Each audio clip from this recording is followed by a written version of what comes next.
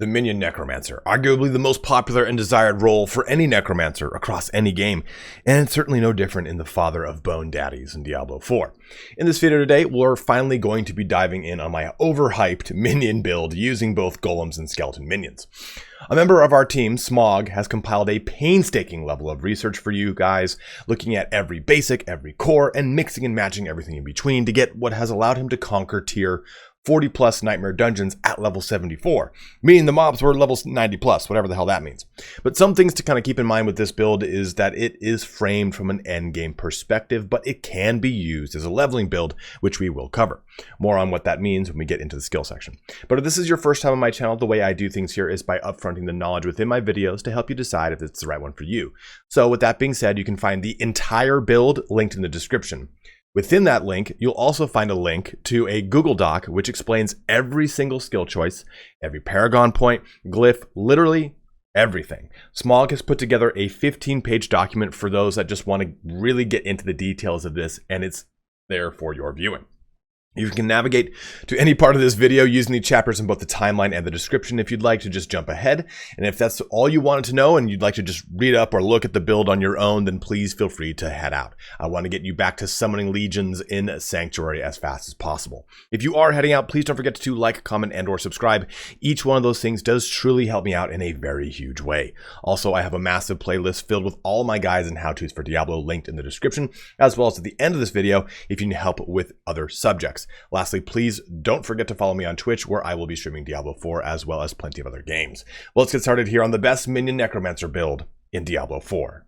All right, so let's take a look at our skill allocation. So we're going to start off with 2 points into Decompose, but we will not be taking Decompose. If you see my video on this, I've already probably stated this quite a few times, but in my opinion, I think no basic that the Necromancer has access to is worth it in the end game. There are, of course, exceptions for Reap and Sever builds that are actually quite nice, but you can get all of the utility of your basic from plenty of other resources. And when I'm saying end game, I'm talking level 75 plus. If you're not really in that place yet, then don't worry about it. Use a basic if you want, but you will not need a basic for this build. If you're leveling with this build, you'll need it until around level 18, but then you can just go ahead and swap it off towards the end of the build. But Decompose are our first 2 points to just kind of open this up. And like I've said before too, please play this build and this game how you want. Use this as a loose blueprint or a guide to making your own build. If you don't want to, or if you do want to use a basic, then by all means do it, but just kind of shift things around to make it work for yourself. Moving into our core and the primary damage of our build, it's the Bone Spear, at least the damage that you personally will be doing. We're going to go into Enhanced Bone Spear and then to Paranormal Bone Spear. So Bone Spear has a 5% increased crit strike chance. If Bone Spear's primary projectile critically strikes, it fires 2 additional bone shards upon destroying.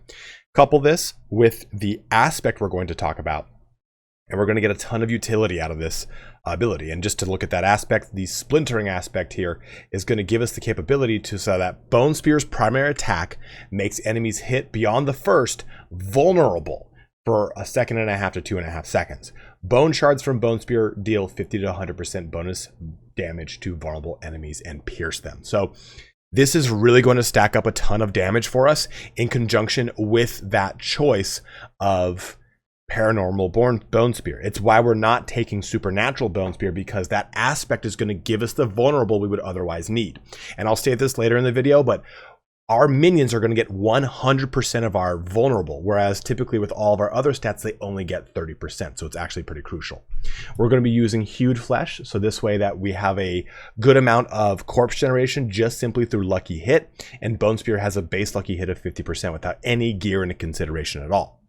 Moving down here, we have Skeletal Warrior Mastery, and this is crucial, of course. You definitely want to get that damage and life onto your skeletons ASAP. And we're going to get Grim Harvest, which is going to allow us to generate 6 essence when we consume a corpse, and Fueled by Death, which increases our damage for 6 seconds after consuming a corpse. The biggest thing in this build, more than anything, is the active that you use with your skeletons. That active, that skeleton priest active that heals them, is absolutely crucial. What Smog and I've kind of come to the conclusion is that majority of minion builds fall apart because people don't actively use that non-stop. You have to be using that ability all of the time. And just to kind of be clear here, I'm talking about this, right? Skeletal Priest to empower your minions for 5 seconds, increasing their damage by 20% and healing them for 10% of their max life. We're going to modify this to allow it to do 60% of its max life. So you need to make sure you're doing this because it's going to give you tons of essence generation and increase your damage whenever you consume a corpse, which using Skeletal Priest will do. You're going to use Death's Embrace here. That's why anything kind of gets into your close range, you'll at least deal a little bit less. They will deal less damage to you and you will deal more damage.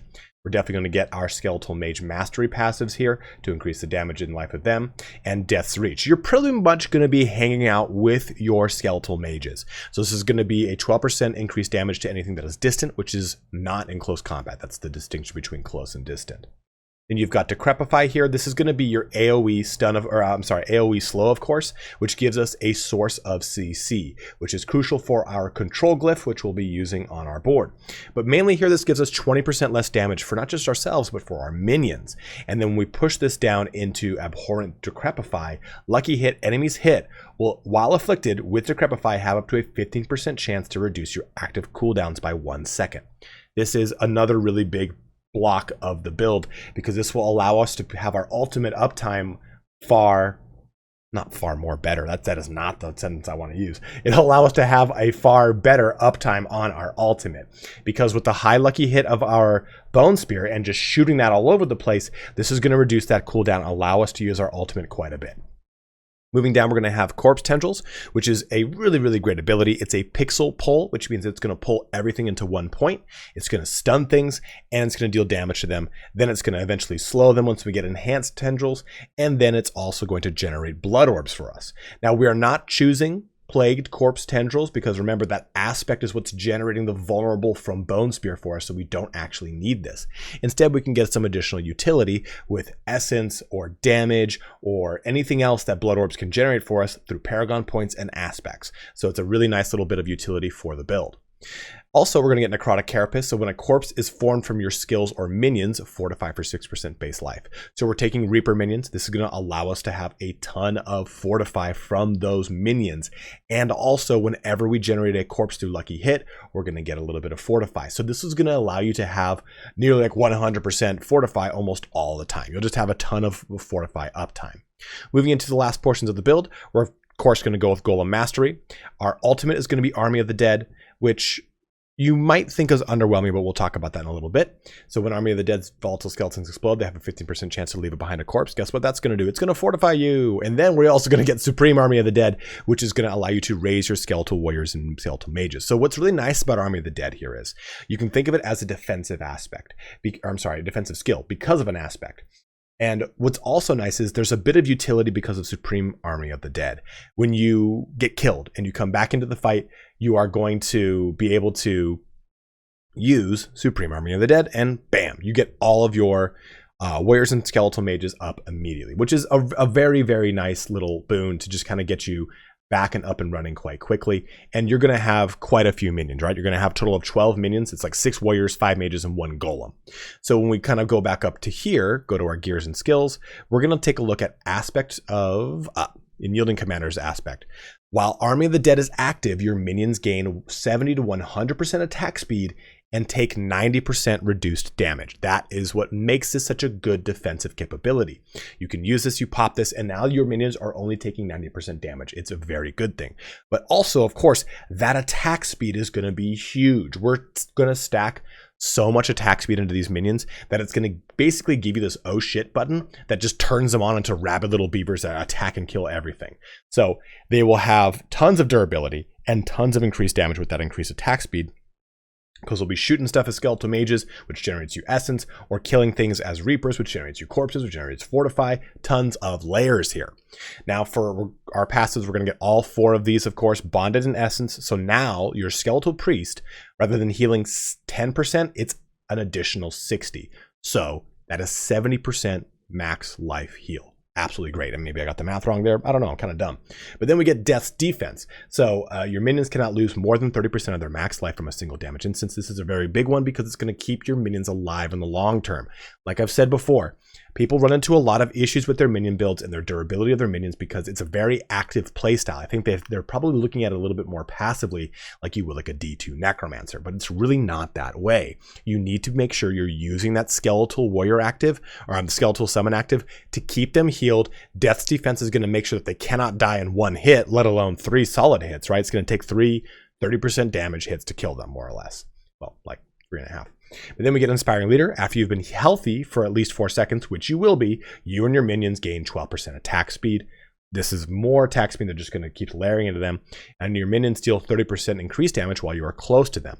So when you're hanging out with your bone mages most of the time, you're going to be giving them 30% increased damage because you're close to them. Close means you're pretty much in, almost said base contact. This is not Warhammer.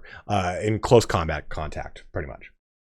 Then Kalin's Edict here. After you have not taken damage in the last 2 seconds, it's going to be a lot of the time that's going to happen. Your minions gain 15% attack speed while you have at least 7 minions. This bonus is doubled. Since we're going to have 12 minions, we are going to have 30% attack speed on our minions all the time. Like the condition on this is so like, yeah, you'll take some damage and then 2 seconds later they'll get 30% attack speed again, or you'll walk into an engagement with that 30% attack speed. It is absolutely lovely. So let's jump over now to the Book of the Dead to talk a little bit about that. So here is our active skill bar, and here are our Book of the Dead choices here. So just to kind of recap real quick on this: Corpse Tendrils, Decrepify, your Raised Skeleton, which you are going to use to the point where you try to break the key, Golem, followed by Army of the Dead, and Bone Spear. So when you're approaching an engagement, and how you're really going to be using this is you want to immediately decrepify everything. Then you're going to lob a bone spear into stuff to get everything vuln. Once you find a good corpse, which should probably be right away, use corpse tendrils to pull them in and then start getting those buffs active. Make sure you've got Raised Skeleton going down to maintain that buff. You want to keep the buff up and you want to keep the healing up as much as possible. Then you're pretty much going to keep using Bone Spear and bouncing back and forth between Raised Skeleton and Bone Spear, and using the Golem active whenever it's up as well. You just also want to make sure too, you're just jumping back into Decrepify. You kind of find a loop within all these between opening with Decrepify, hitting a Bone Spear, corpse tendriling, then buffing, and then active, and then killing, and then buffing, and then killing, and then Decrepify. You get the gist of where we're going here. Those pretty much, you're going to use them off of cooldown when it comes to Tendrils and Golem, but the other 3 abilities you're going to use pretty often. And then Army of the Dead is going to give you a huge spike of damage or survivability when you come into a elite pack or whatever it is that you really want that extra punching power. Now for our Book of the Dead, we're going to be going with the Skeletal Reapers, which are going to give us a 15% chance to carve flesh off enemies and form a corpse. Now for the Skeletal Mages, we're going to go with the cold option. And then on top of that, we are going to go with the first upgrade. This one is a huge one. So each time your cold mages damage enemies with their primary attack, you gain 2 essence. That is just a lot of essence that you'll be getting in the very early portions of the game. Across 5 mages, after you have the aspects and everything, this is just a lot of essence to kind of constantly be flowing into you. It's why, again, we're not using that basic attack because we just have so many essence resources. Into our Golem, we're going to be going with the Iron Golem here. They do smash the ground around them and stun them, which is nice. And since we already have a source of vulnerable, we will not be going with upgrade 2. We'll be going with upgrade 1, which gives us a little shockwave, dealing 16% of the primary 60% of damage to the primary enemy and to enemies behind them. So just another little bit of AoE damage. Now, we do have a link to pretty much all of this information, like I said before, that Smog has placed. I'm going to say this again in the video, but it's right here in our note section. So if you want to try a Bone Golem or a Blood Golem, Smog does have alternatives that you can use by looking at that if you really want to stick with one of those golems or what have you. But this is your Book of the Dead and how you'll approach your active skills. Moving into a conversation about gear, aspects, all that fun action, let's talk about gems first because it's the easiest thing. We're going to be doing emeralds for crit strike damage to vulnerable enemies since we'll have tons of that. We're also going to do topazes because it's 10% damage reduction while crowd controlled. Remember, this is any time you lose control of your character, you cannot do something. It's a massive amount of damage reduction. You just don't want to skip out on it. Then jewelry, we're going to go with armor because armor is always the best stat you can go with in this section, and it is going to really help out your damage reduction even further. Now for our actual weapon, we're going with a 2-handed scythe. The biggest reason behind that here is that the 2-handed scythe is going to afford us the most damage. Now typically the way that this works is that your skills scale off of your weapon with its attack speed, its weapon damage, all these things.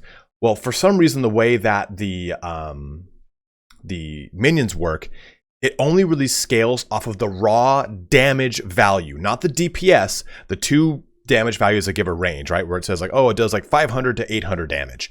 It doesn't care about the DPS. And the slowest weapon you can have with the highest damage value is a two-handed weapon. It gives you a 60% damage increase overall when you use Aspect of Reanimation here.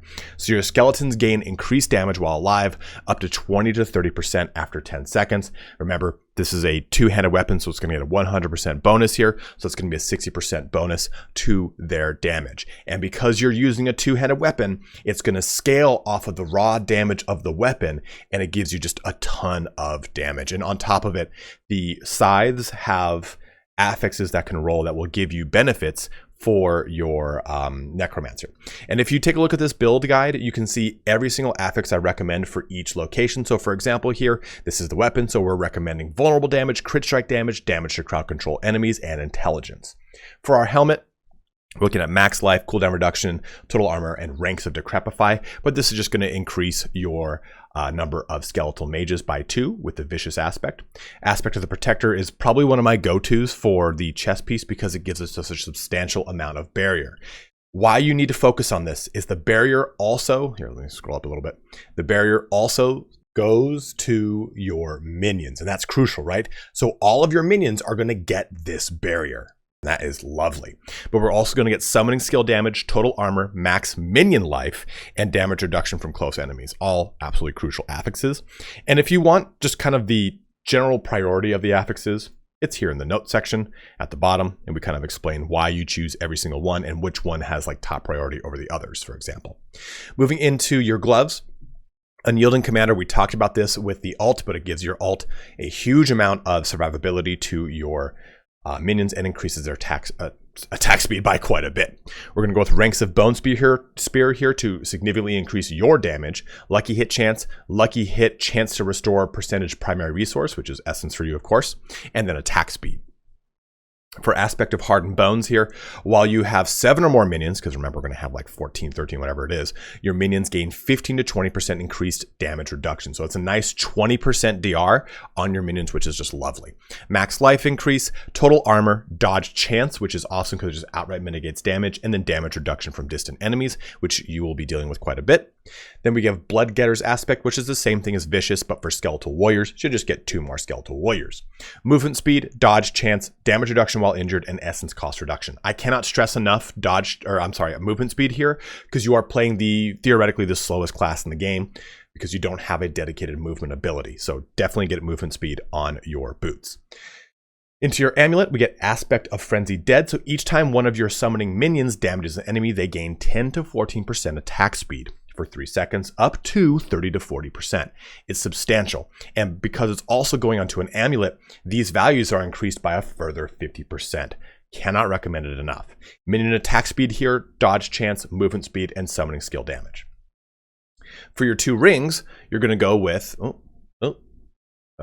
just kind of like, there we go. Well, nope, still no, huh? There we go. Splintering Aspect. So Bone Spear's primary attack makes enemies hit beyond the first vulnerable for 2.5 seconds. Bone shards from Bone Spear deal 50 to 100% bonus damage to vulnerable enemies and then pierce them.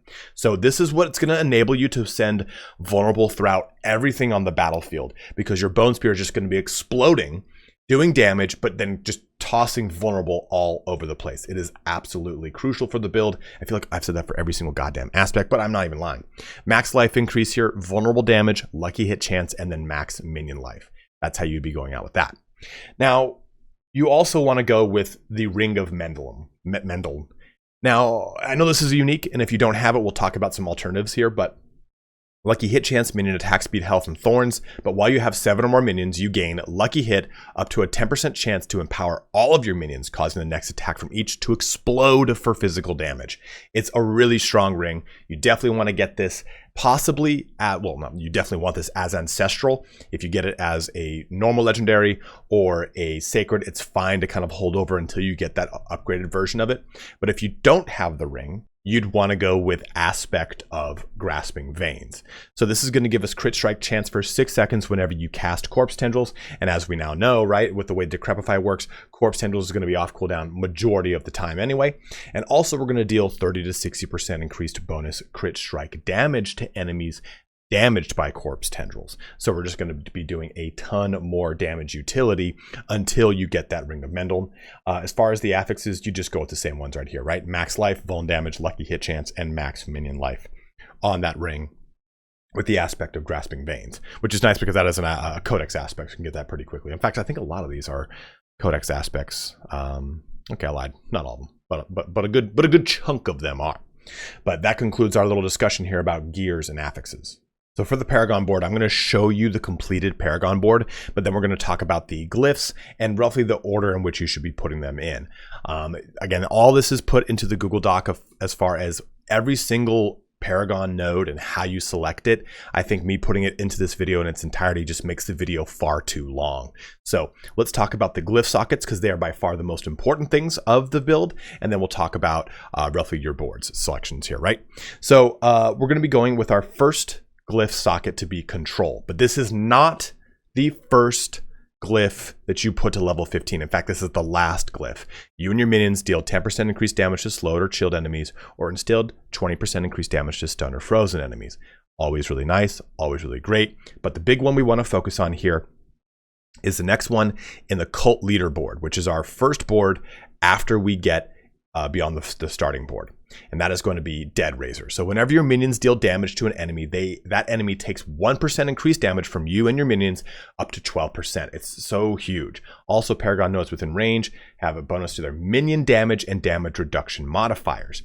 And since you're doing this in the cult leader board, this is going to give minion damage, minion damage, minion damage, minion damage. Guess what? It's more minion damage and reduction over here as well. So the total amount of reduction from this little node cluster is 25%. And the total amount of damage over here, well, same thing, 25%. And this is going to give us, at this point, 76 bonus to both of those modifiers. So that is a substantial increase to your damage reduction and to the damage your minions do just from the bonus of this glyph without even turning it on from the amount of intelligence you need, right? Because remember, see the aura around here? You need enough intelligence glyphs to activate the requirement at the bottom to give us the additional bonus. Do not skimp out on that. The next one we're going to do is talk about Exploit, which is over here in Bone Graft. Now, Exploit is going to be crucial because it's going to deal damage to vulnerable enemies increased by your dealing damage to a vulnerable enemy increases your damage by 1% for 6 seconds up to 10%. Also, for every 5 decks purchased within range, you deal X% increased damage to vulnerable targets. This scales with your level. It's going to enable you to really pop off when it comes to doing a lot of damage with your Bone Spear. It is pretty goddamn huge. Also worth noting that your minions take 100% of your vuln damage, not 30% like they do for most of your other stats. Now, another glyph we're going to focus on is Mage over here in the Hulking Monstrosity board. So this is going to be skeletal mages gain 25% increased resistance to all elements, but they also will deal damage additional for every node of intelligence you've got. Keep in mind here, if you're using D4 builds, this D4 builds is telling us that this board has a 70 total intelligence that can be captured from the radius of this glyph. It's why these glyphs are in these sockets for these boards in specific. If you want to put them in a different board, you totally can. I'm just showing you that this build illustrates specifically the way we're using it to maximize the gain we get from the individual glyph. Our fourth glyph that we're going to focus on is Warrior down here in Bloodbath. So for every 5 dexterity purchased within range, skeletal warriors deal additional damage, and they get 20% increased armor when you have your glyph turned on. And again, this is the order in which you'd want to get these to level 15. As soon as you unlock the socket, you put the glyph into it ASAP. Then we've got our Golem, which is going to be down here in the Blood Begets Blood. So for every 5 willpower purchased within range, Golem gains increased damage, and then it also will gain increased max life. Just increases that survivability all the way around. Now you can put some different sockets here. This can be Blood Drinker or Territorial or Undaunted, which are good defensive options for the build if you need more tanky options. You can also go with Amplify here instead, which is going to be a strong offensive option that will also still benefit the minions, albeit it has very little benefit against bosses, so kind of keep that in mind. This is probably the quote-unquote most optimal build. And then lastly, you'd come back to Control and max out Control. So those are your glyphs, the rare glyphs, the priority that you'd want to put them in, and we have your individual boards here, right? That link is going to give you an illustration of every single point when we put it in and how you get to this level of board pretty much. Again, I don't want to go through every single thing because it is going to be quite substantial, but the rough order we would go in is Cult Leader would be our first board, where we would then put in Dead Razor. Then the second board we'd be doing is going to be Bone Graft, where we would then put in Exploit. Third board would be Hulking Monstrosity with the Mage Glyph, then Bloodbath with the Warrior Glyph, and lastly, Blood Begets Blood with the Golem Glyph. So you can find all that right here in this section. That just kind of goes through what the priority is and all that action for your glyphs. So at the end of the day, how does this build really perform? And we're going to show you two sets of clips here. I'm just going to be talking over them, but you're going to first see a clip of Smog ripping through a Helltide. And what I want you to take in when you look at that clip, or look at this clip first, is that this is pretty much Smog showing that you can kind of be passive with this build. You don't have to sit there and constantly spam Bone Spear. If you're using Decrepify and your skeletal buff, you can kind of keep your minions up the whole damn time while they just kind of reap through things when you're just killing through heaps and heaps and heaps of trash. It's really the goal of showing you this Helltide like this to kind of give you an idea of how this build can be a more passive one when you are dealing with, I guess, minion trash, but actively, this build really takes off. And really, it's how you're going to be pushing hard content. I think, like I've said before, we approach minion builds like we did with Diablo 2, where you kind of sat back. Your skeletons, your skeletal mages, and your clay golem did the majority of the punching power for you while you corpse explosioned and then dropped Decrepify on bosses to lock them up with your clay golems slow, right? Well, that's not the case here. You need to make sure you're keeping that skeleton priest buff up. I've said it so many times in the video, but I think it's the one thing that's probably holding you guys back from your minion builds as is. Because I mean, personally, when I played it, I never thought to use that buff as much as Smog has illustrated and pointed out how important it is, especially with that 70-60% total healing that you get after all the passives. So this build allows you to really punch hard and have some very durable minions, because your minions are going to be pulling so many additional benefits from all of the nodes that we're looking into, from all the glyphs that we're focusing on, and all the passives that we're really stacking into them. We have the ultimate that's going to give them some survivability and some damage reduction, which is absolutely crucial. But as we layer in more minion health increase from gear, or we layer in more of the aspects that increases their attack speed, we start to get these minions that are really just destructive in their own right. And I think that's, of course, the primary focus of what you would want with any minion build, right? It's for them just to go in and kick the ass on their own. So what I want to show now is another clip, and this clip is of a Nightmare Dungeon. Now, we just got a massive buff to Nightmare Dungeon's experience, and it used to be simply, hey, you just do 3 levels above you, and that way you're capped out on experience. It's the best way to get experience. Now, you can actually push the hardest Nightmare Dungeon you are capable of doing efficiently. That doesn't mean the hardest ones you can do and just kind of limp your way through. I mean the ones you can effectively do and still get tons and tons more of experience, because they've increased the amount of experience we get. And with this build, you're able to push that. So with this is like a tier 37 Nightmare Dungeon, and that means at the time that all of these monsters are level 91, 15 levels higher than Smog's character. So this shows you that you get a lot of punching power. And as we get to the end of this clip, you'll see it at the end of the video, Smog deletes a boss in like no time flat. So what you get here is a build, I think, that finally gets minions the true life that they need. I think it's a very active build, and if you're very new to the game and you're afraid to press a lot of buttons, this will be very intimidating for you. I'm not going to lie to you, but I think that this build is still one that everyone can do. You just need to really look at your gear, your aspects, your Paragon points, and making sure you're hitting your active rotation properly by hitting Decrepify, using that Bone Spear, using that Priest buff, hitting that corpse tendrils, kind of keeping things in a solid rotation to keep the things that make your skeletons and your golems, your minions, period, do more damage, right? That 100% vuln. Well, you want to make sure that bone sphere is popping off. You want to make sure you suck everything in so you can just destroy it, or you consume those corpses to give you health, to give you damage, to give you additional essence. So looking at this build, I think it's very easy and approachable, but I think you just need to be prepared when you jump into the driver's seat of this, that you are ready to press a lot of buttons. Smaga said that of all the builds he's played and tried, this is the most active one, but also the one he's had the most fun with. It's the one he's going to take into season 1 and the one that he enjoys the most because he can kill everything, but he doesn't feel like he's like broken the game and it's a passive playstyle. He feels like it's very challenging and fun and extremely rewarding because it's so strong. My allergies are crushing me right now. But guys, hopefully this helps you out in making your minion build. As I've said before, make sure that you're playing a build that works for you. If you saw some stuff in here and you're like, man, this is really sick, but I want to change here and there, then please go ahead and do it. This build is meant to be a blueprint, a guide. It's a way to show you how we've taken what we know about minions and how they operate with your damage and change it to suit you better. So hopefully you got a lot of cool information from this and you can make your build better, or you can just copy this build one for one and have fun with it and go from there.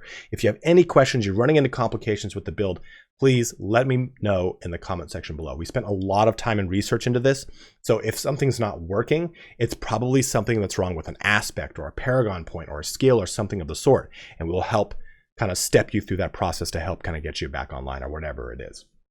And hopefully, too, we'll get some sort of buff that we won't need so in-depth of a guide to get a minion build off online properly. But as always, guys, thank you so much for watching here today. Have a good one and take care.